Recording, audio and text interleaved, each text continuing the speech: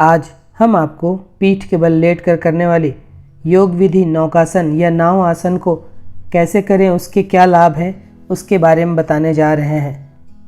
तूफानी समुद्र में भी शांत रहने वाली नाव से प्रेरणा लेकर भारतीय ऋषि पतंजलि ने नौकासन या नाव आसन का वर्णन किया है।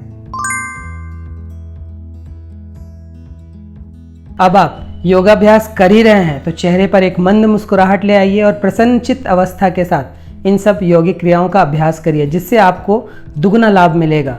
साथ ही इन यौगिक अभ्यास को बहुत बार करने की ज़रूरत नहीं है। जब आप श्वास लेकर या श्वास छोड़कर शरीर को किसी पोस्चर में रोकते हैं, वहाँ पर आपको ज़्यादा देर तक रुकना है। बहुत बार करने से नहीं, वरन आपको उसे कई देर तक होल्ड करने से उसका लाभ मिलेगा। और हाँ, सभी योगाभ्यास किसी योग गुरु के सानिध्य में ही करें। गलत ढंग से योगा करने से इसके नुकसान भी उठाने पड़ सकते हैं। और साथ ही सभी योगाभ्यास में नियमित रहें। नियमित रहने से ही किसी भी कार्य में सफलता मिलती है और नियमित रहने से ही आप में जादुई परिवर्तन आ सकता है।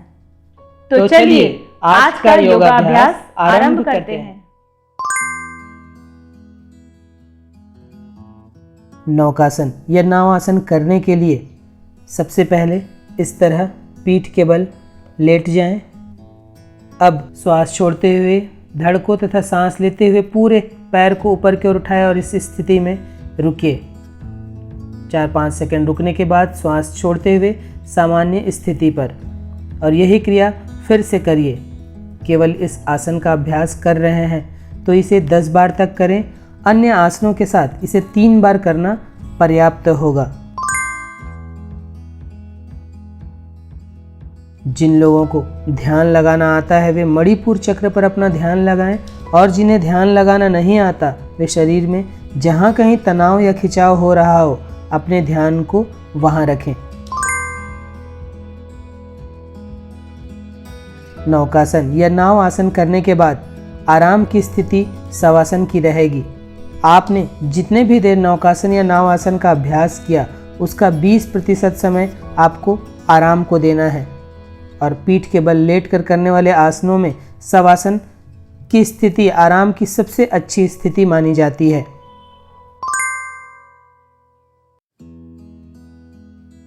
नौकासन या नाव आसन का अभ्यास एक ऐसा योगाभ्यास है जो अभ्यासी को 6 पैक एब्स बनाने में मदद देता है। इसे 6 पैक योगा की श्रेणी में भी रखा जाता है, अर्थात इस आसन के अभ्यास से बेली फैट को पूरी तरह समाप्त किया जा सकता है। इसके अभ्यास के दौरान पैरों और हाथों की स्ट्रेचिंग एक साथ हो जाती है। यह आसन पैर, जांघ, कमर, पेट, छाती, कंधे, हाथ व पीठ की मांसपेशियों को मजबूत बनाता है। पेट, नितंब व कमर की चर्बी गायब होती है। शरीर का संतुलन क्षमता बढ़ता है। रीढ़ की हड्डी को मजबूत बनाती है तथा मेरुदंड के प्राकृतिक विन्यास को बनाए रखता है। पूरे शरीर का अलाइनमेंट सुधारने में मदद मिलता है। यह आसन पाचन क्षमता को बढ़ाने में भी मदद करता है। हृदय, अमाशय, अग्नाशय, यकृत, वृक्क, प्लीहा, आंतें, फेफड़े, मूत्र संस्थान, गर्भाशय, मलाशय, प्रजनन अंग स्वस्थ व पुष्ट बनते हैं। शरीर की रोग प्रतिरोधक क्षमता बढ़ती है। हार्निया के रोगियों के लिए यह बेहद लाभकारी आसन है। कब्ज दूर होता है तथा भूख खुलकर लगती है। अभ्यासी छरहरा बना रहता है। शरीर में चुस्ती बनी रहती है।